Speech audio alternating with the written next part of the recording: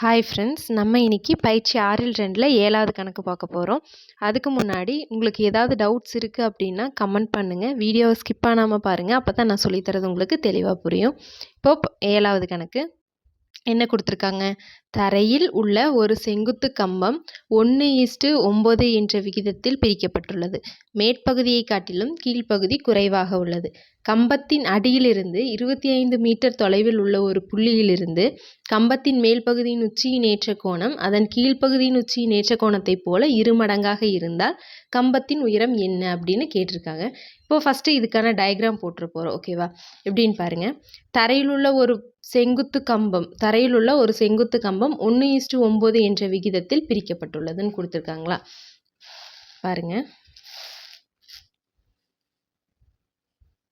தரையில் ஒரு செங்குத்து கம்பம் இருக்குது. இதுதான் அந்த கம்பம் அப்படின்னு எடுத்துக்கிட்டோன்னா இதுக்கு பேர் கொடுத்துக்கிறோம், ஏசி அப்படின்னு கொடுத்துக்கலாம். ஓகேவா? அது 1:9ங்கிற விகிதத்தில் பிரிச்சிருக்கு. அதுக்கப்புறம் என்ன கொடுத்துருக்காங்க அப்படின்னா, மேற்பகுதியை காட்டிலும் கீழ்ப்பகுதி குறைவாக உள்ளது அப்படின்னு கொடுத்துருக்காங்க. அப்போது 1:9ல் கீழ்ப்பகுதி குறைவாக இருக்குது அப்படின்னா கீழே தான் 1 அப்படின்னு வருமா? அப்போ 1ங்கிறதுக்கு பதிலாக நம்ம எக்ஸ்ன்னு எடுத்துக்கிறோம்.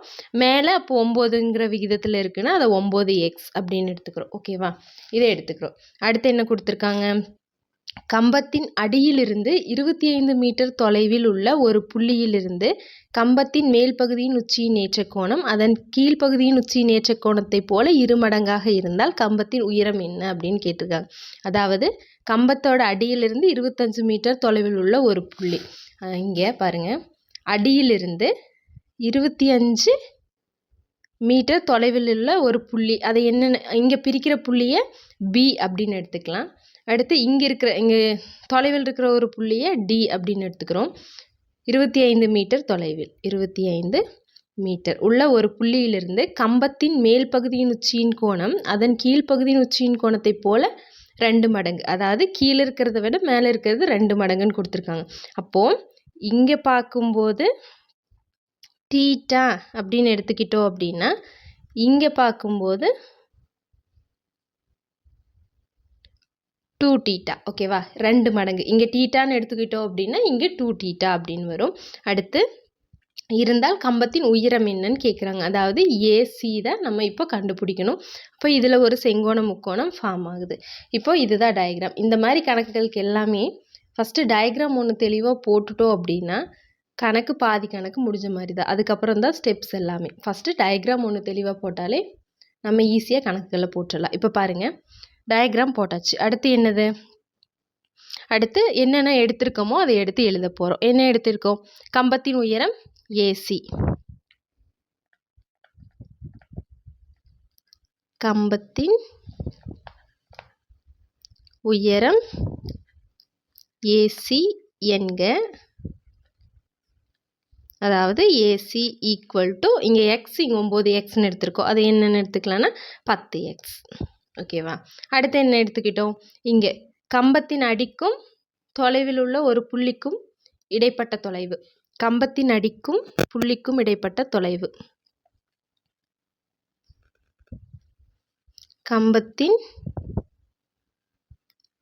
அடிக்கும் புள்ளிக்கும் இடைப்பட்ட தொலைவு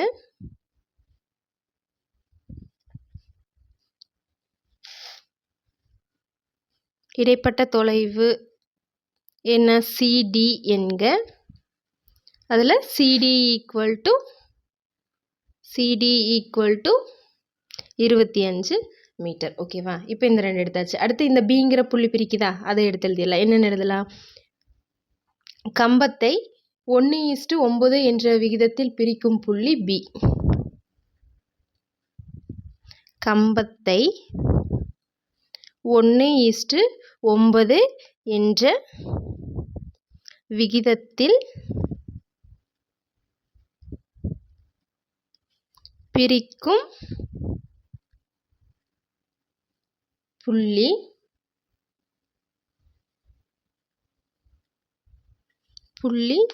பி என்க. அதாவது இப்போ இதிலிருந்து என்னன்னா நம்ம இதை வந்து இது எக்ஸ்ன்னு வச்சுருக்கோம், இது 9xன்னு வச்சுருக்கோமா. அப்போது அதை எப்படி எடுத்துக்கிட்டோம் அப்படின்னா அவங்க கொஸ்டின்லேயே கொடுத்துருக்காங்க. என்னென்னு கொடுத்துருக்காங்க, மேற்பகுதியை காட்டிலும் கீழ்ப்பகுதி குறைவாக உள்ளது. அதனால் AB equal to 9x, BC equal to x. ஓகேவா, அவங்களே கொடுத்துருக்காங்க. மேல் பகுதி அதிகமாக இருக்குது, கீழ்ப்பகுதி கம்மியாக இருக்குது அப்படின்னா அப்போ மேல் பகுதி 9xன்னு எடுத்துக்கிட்டோம், கீழ்ப்பகுதி எக்ஸ்ன்னு எடுத்துக்கிட்டோம். இவ்வளோதான். பார்க்கறதுக்கு பெருசாக இருக்குன்னு யோசிக்காதீங்க. ஒன்றும் இல்லை, நம்ம கொடுத்துருக்கறத எடுத்து எழுதியிருக்கோம். என்னது, ஃபஸ்ட்டு ஏசிங்கிறது கம்பத்தோட உயரம் ஏசின்னு எடுத்துக்கிட்டோம். அது 10xன்னு தெரியும். அடுத்து இதுக்கு அடிக்கும் ஒரு புள்ளிக்கு இடைப்பட்ட தொலைவு 25 மீட்டர். அடுத்து இந்த கம்பத்தை 2 விகிதத்தில் 1:9ங்கிற விகிதத்தில் பிரிக்குது அந்த புள்ளி பி. அடுத்து ஏபிங்கிறது 9xன்னும் பிசிங்கிறது எக்ஸ்ன்னு எடுத்துக்கிட்டோம். ஓகேவா, இப்போ அடுத்து என்ன பண்ண போகிறோம், அடுத்து செங்கோண முக்கோணம் பார்ப்போமா. எப்பவும் போல் செங்கோண முக்கோணம் எடுக்கும்போது எப்படி எடுக்கலாம் பாரு. சின்ன முக்கோணத்தை மட்டும் எடுத்துக்கிறோம். சின்ன முக்கோணத்தை மட்டும் எடுக்கும்போது எப்படி வரும், பிசிடின்னு வருமா. அப்போ செங்கோண முக்கோணம் பிசிடியில் கோணம் இருக்கிறது டிக்கு. அப்போது பிடி தான் நடுவில் வரும். பிடிசி ஈக்குவல் டு டீட்டா அப்படின்னு எடுத்துக்கலாமா. அதைத்தான் எழுதுகிறோம் பாருங்கள். செங்கோண சின்ன முக்கோணத்தை மட்டும் ஃபஸ்ட் எடுத்துக்கிறோம். செங்கோண முக்கோணம்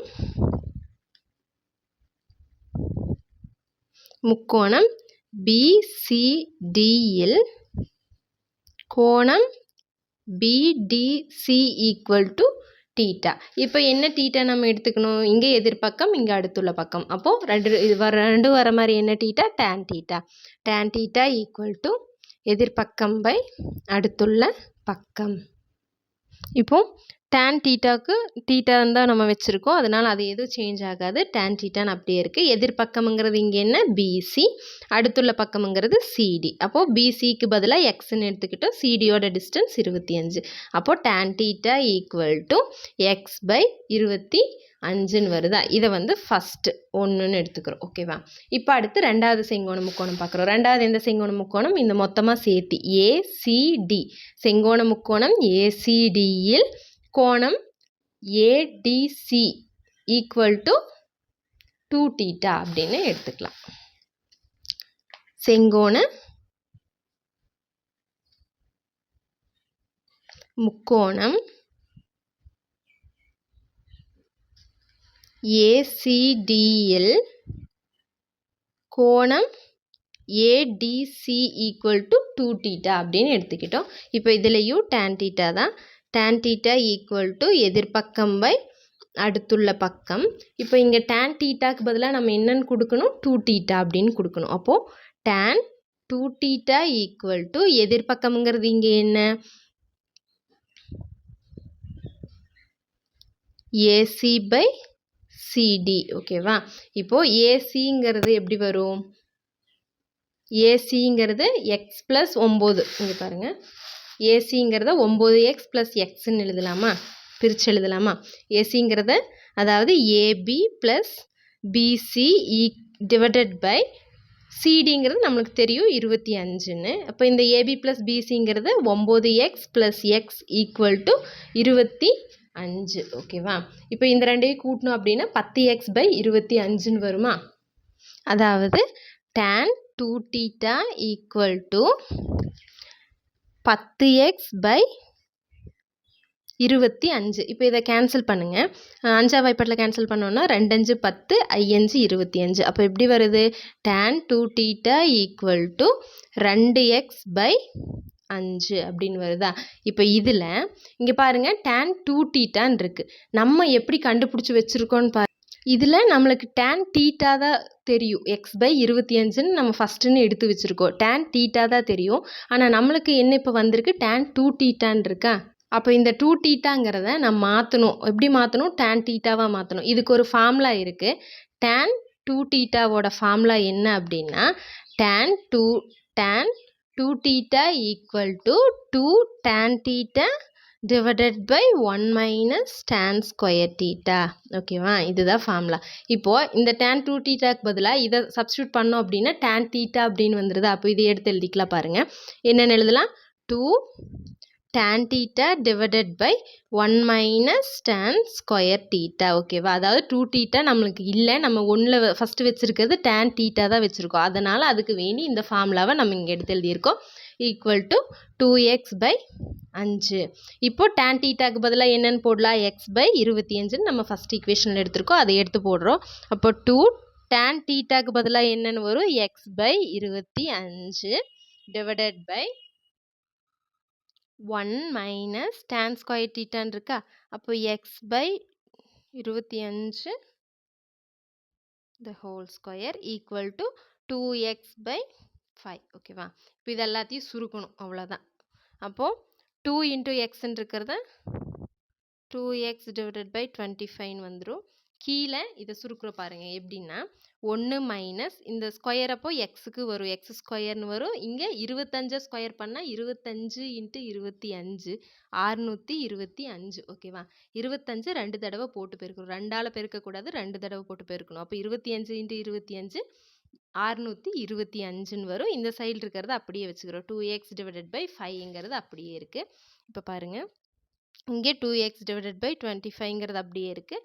இங்கே பாருங்கள், அதாவது இங்கே பெருக்கி மீசிமா எடுப்போமா, அப்போது இங்கே 1 கூட பெருக்கும்போது 625 minus x square divided by 625 அப்படின்னு வருமா. அதாவது இங்கே வந்து 625 நம்ம பொதுவாக எடுக்கணும், இங்கே 625 கீழே இல்லை, அதனால் மேலேயும் கீழேயும் பெருக்குவோம். அப்போ பெருக்கும்போது மேலே 625ன்னு வரும், கீழேயும் 625 வரும், அதை நம்ம பொதுவாக எடுத்துக்கிறோம். அப்போ மைனஸ் இங்கே எக்ஸ் ஸ்கொயர் அப்படியே இருக்குது, ஈக்குவல் டு 2x/5. ஓகேவா, இப்போ இதை நான் எப்படி எழுதுறேன் அப்படின்னா, நிறைய பை போட்டு வந்திருக்கா. இப்போ இதை நான் எப்படி இருக்குன்னா, வகுத்தலில் இருக்கிறத பெருக்கலாம் மாற்ற போகிறேன். எப்படி மாற்றுவோம், நம்ம ஆல்ரெடி நிறையா சம்மில் பார்த்துருக்கோம். அதாவது மேலே இருக்கிற டேர்ம் அப்படியே வச்சுக்கிறோம். இப்போ கீழே வகுத்தல் இருக்கிறத பெருக்கலாம் மாற்றணும் அப்படின்னா, பெருக்கல்னு போட்டுட்டு இங்கே மேலே இருக்கிறத கீழேயும் கீழே இருக்கிறத மேலேயும் வரும். அப்போது பெருக்கல் போட்டாச்சு, 625/625 மைனஸ் எக்ஸ் ஸ்கொயர். மேலே இருக்கிறது கீழே வந்துருச்சு, கீழே இருக்கிறது மேலே வந்துருச்சு, அதாவது வகுத்தலில் இருக்கிறத பெருக்கலாம் மாற்றிருக்கோம். Equal to 2x/5. இதில் இப்போ கேன்சல் பண்ண முடியறதெல்லாம் கேன்சல் பண்ணிடலாம். என்னெல்லாம் கேன்சல் ஆகும், இங்கே 2x இருக்குது, ஈக்குவல்ட்டுக்கு இந்த பக்கமும் 2x இருக்குது. அப்போ 2xக்கு 2x கேன்சல் ஆயிரும். அடுத்து இங்கே 25 இருக்குது, இங்கே 625 கேன்சல் பண்ணால் 1 25 25 25 25 625. இப்போ மிச்சம் இருக்கிறதெல்லாம் எழுதலாம் பாருங்கள், என்னெல்லாம் இருக்குது. இங்கே 25/625 minus x square equal to இங்கே 1 தான் இருக்குது, 1/5ன்னு இருக்கா. இப்போ இதை பாருங்கள், ஒரு சைடு கொண்டு வரலாம். அதாவது இந்த 5 இங்கே பெருக்கிறோம், இதை இங்கே பெருக்கிறோம், பெருக்குனா 5 × இங்கே 25ன்னு வரும், ஈக்குவல் டு இங்கே 1 × இந்த நம்பர் அப்படியே வருமா, 625 மைனஸ் எக்ஸ் ஸ்கொயர். இப்போ பெருக்குனா 25 125 equal to 625 minus x square. இப்போ நம்மளுக்கு எக்ஸ் ஸ்கொயர் தான் வேணும், ஆனால் இங்கே மைனஸில் இருக்குது, அப்போது நம்மளுக்கு ப்ளஸில் தான் வேணும். அப்போ அதை என்ன பண்ணுறோம் அப்படின்னா, இங்கே மைனஸில் இருக்கிறது ப்ளஸில் வரணும்னா ஈக்குவல்ட்டுக்கு இந்த சைடு கொண்டு வந்துட போகிறோம். அப்போ இதை இந்த சைடு கொண்டு வந்தால் மைனஸில் இருக்கிற எக்ஸ் ஸ்கொயர் ப்ளஸில் வந்துடுமா. அடுத்து இந்த எக்ஸ் ஸ்கொயர் இங்கே வந்துருச்சு, இந்த நம்பர் இந்த சைடு போச்சு அப்படின்னா இங்கே 625 அப்படியே இருக்குது, இங்கே ப்ளஸில் இருக்கிற 125 இந்த சைடு போகும்போது மைனஸ் 125ன்னு வரும். இப்போ கழிச்சோம் அப்படின்னா எக்ஸ் ஸ்கொயர் ஈக்குவல் டு 625ல் 125 போயிடுச்சு அப்படின்னா 500. இப்போ பாருங்கள், எக்ஸ் ஸ்கொயரில் தான் இருக்குது, நம்மளுக்கு எப்படி ஆன்சர் வேணும், எக்ஸு தான் வேணும், 10x, அதுதான் கம்பத்தின் உயரம். அப்போ எக்ஸ் வேணும்னா இந்த ஸ்கொயர் போகணும். அப்போ என்ன பண்ணலாம், ஸ்கொயர் கேன்சல் பண்ணணும் அப்படின்னா ரூட் எடுக்கணும், ரூட் எடுத்தோம் அப்படின்னா ஸ்கொயருக்கும் ரூட்டுக்கும் கேன்சல் ஆயிரும். இப்போ பாருங்கள், ரூட் எடுக்கிறோம், 2 சைடுமே ரூட் எடுக்கிறோம். அப்போ பார்த்துக்கோங்க, ரூட் ஆஃப் எக்ஸ் ஸ்கொயர்னு எடுக்கலாம். அப்போ இந்த சைடு ரூட் எடுக்கும்போது ரூட் ஆஃப் 500 அப்படின்னு வருமா. இப்போ அடுத்து என்ன பண்ண போகிறோம் அப்படின்னா, இதில் இப்போ எக்ஸ் ஸ்கொயருங்கிறத ரூட் ஆஃப் எக்ஸ் இன்ட்டு எக்ஸ்ன்னு எழுதலாம். அப்போ ரூட்லேருந்து எக்ஸை வெளியே எடுக்கும்போது 2xக்கு ஒரு எக்ஸ் வெளியே எடுப்போம், அப்போ எக்ஸ் மட்டும் இங்கே வந்துடும். இந்த சைடு எப்படி அப்படின்னா 500, இப்போ நான் இங்கே போடுற பாருங்கள், 500 அப்படின்னு இருக்குன்னா 500 2ஆம் வாய்ப்பாட்டில் போட்டோம் அப்படின்னா 2 2 4 மீதி 10ன்னு வரும், 10ல் I 2 10 0 அப்படியே போட்டிருக்கோம். மறுபடியும் 2ஆம் வாய்ப்பாட்டில் 1 2 2 2 2 4 மிச்சம் இங்கே 1 இருக்கும், இது கூட கொடுக்கும்போது 10, 10ல் I 2 10. இப்போ 2ஆம் வாய்ப்பாட்டில் போட முடியாது, இங்கே 5ஆம் வாய்ப்பாட்டில் போட்டால் 2 5 10 10 மீதி 2 இருக்கும். இங்கே முன்னாடி போட்டோம் அப்படின்னா 25. 25ல் I5 25, மறுபடியும் 5ஆம் வாய்ப்பாடு I5 25. இப்போ மறுபடியும் இன்னொரு 5ல் போடும்போது 1 அப்படின்னு வந்துடும். ஓகேவா? 1 அப்படின்னு வந்துடும். இப்போ இதுக்கு என்னெல்லாம் வருது? 500ங்கிறதுக்கு உள்ள என்னெல்லாம் வருது? 2 இன்ட்டு 2 இன்ட்டு 5 3 தடவை வருது. 5 இன்ட்டு 5 இன்ட்டு 5. இப்போது ரூட்டில் 2 தடவை இருந்துச்சுன்னா ஒரு தடவை நம்ம வெளியே எடுத்துடலாம். அதாவது 2 2க்கு ஒரு 2 வெளியே வந்துடும். 2 5க்கு ஒரு 5 வெளியே வந்துடும். பெருக்கல் 5. அப்போ மிச்சம் என்ன இருக்குது? ரூட் 5 மட்டும் உள்ளே இருக்கும். ஓகேவா? புரிஞ்சுதா? அதாவது இந்த 500ங்கிறத இந்த மாதிரி எழுதியிருக்கோம், காரணிப்படுத்தி எழுதியிருக்கோம். இப்போ இதில் 2 2க்கு ஒரு 2 வெளியே வந்துருச்சு, 2 5க்கு ஒரு 5 வெளியே வந்துருச்சு, ஒரு 5 மட்டும் ரூட்டில் அப்படியே இருக்குது. அப்போ என்ன வரும் சொல்லுங்கள்? X equal to 2 5 10 10 root 5. இது வந்து எக்ஸுக்கு மட்டும். நம்மளுக்கு என்ன வேணும்? கம்பத்தின் உயரம்ங்கிறது, கம்பத்தின் உயரம் அப்படின்னா 10x. அப்போது 10xன்னா இங்கே ஒரு எக்ஸ் தான் இருக்குது. அப்போ 10ஆல் பெருக்கணுமா? 10 இன்ட்டு 10 ரூட் 5. அப்போ பெருக்குனா 100 ரூட் 5 மீட்டரில் தான் கொடுத்துருக்காங்க. அதனால் மீட்டர் உள்ளதா. ஓகே ஃப்ரெண்ட்ஸ், மறக்காமல் நம்ம சேனலை சப்ஸ்கிரைப் பண்ணிக்கோங்க. தேங்க்யூ.